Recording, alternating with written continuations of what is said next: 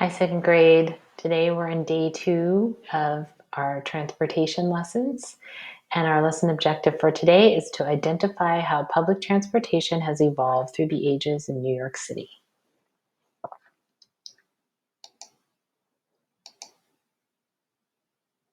So remember, New York City has a problem that it has to solve.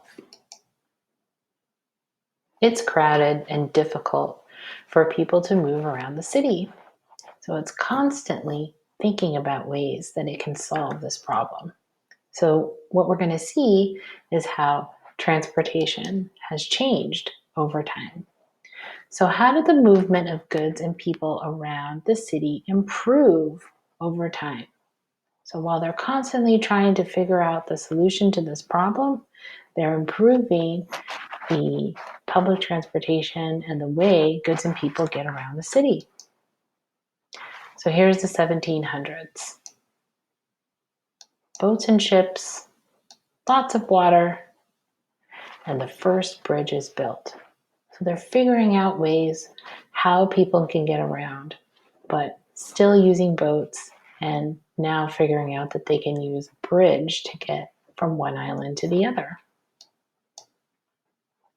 Then we have the 1800s. You see lots more people coming. You still see boats and ships.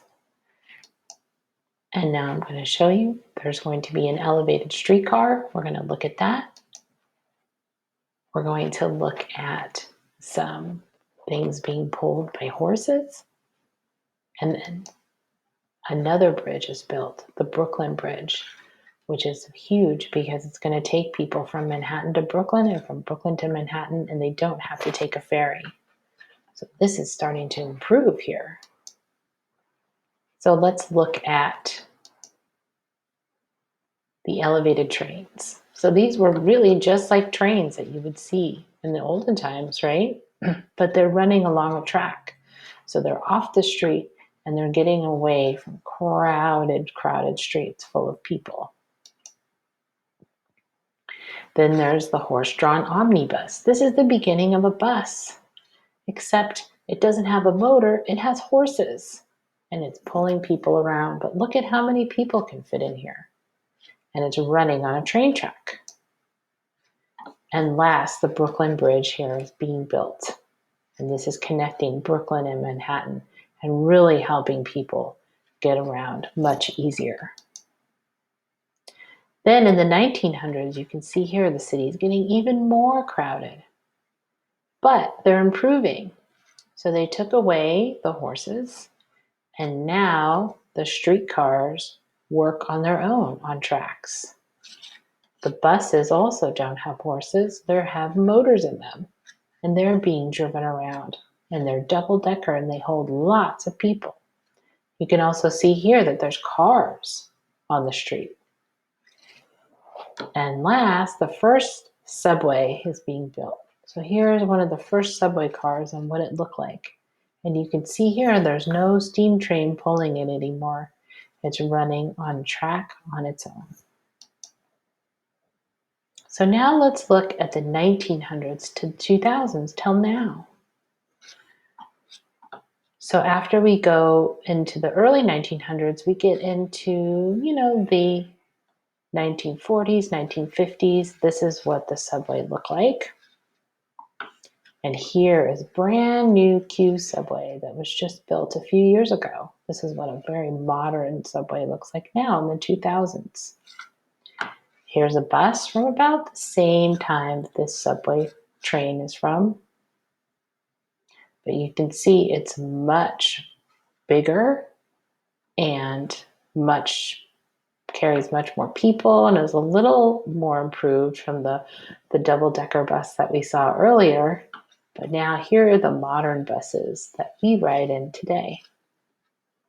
So let's review the transportation and how it evolved over time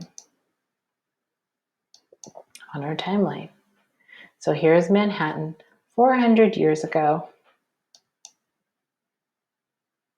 350 years ago, we have New Amsterdam. And most people in the 1700s are using boats as transportation, but the first bridge was built.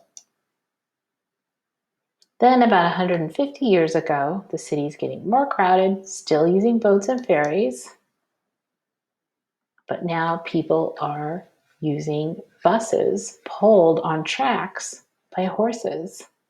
And they're coming up with ways for more people to be inside and be carried around at the same time. Now, about 100 years ago, Manhattan, buildings getting taller, more and more people are coming into Manhattan, still have boats because we still have a lot of water. But now the first subway is built. A train that can either travel on a track above ground or underground and can take people through a very, very, very crowded and busy city. Now let's go to Manhattan now in the 2000s. We have a much more modern subway system that carries millions of people around New York City and takes lots of people and cars off the street by having a subway go underground. All right, I hope you were amazed at how transportation has evolved over time and how, as more people move to New York City comes up with interesting and inventive ways to solve their problem that we still have today. How do we get so many people from one place in the city to the other? All right, second grade, I'll talk to you next time.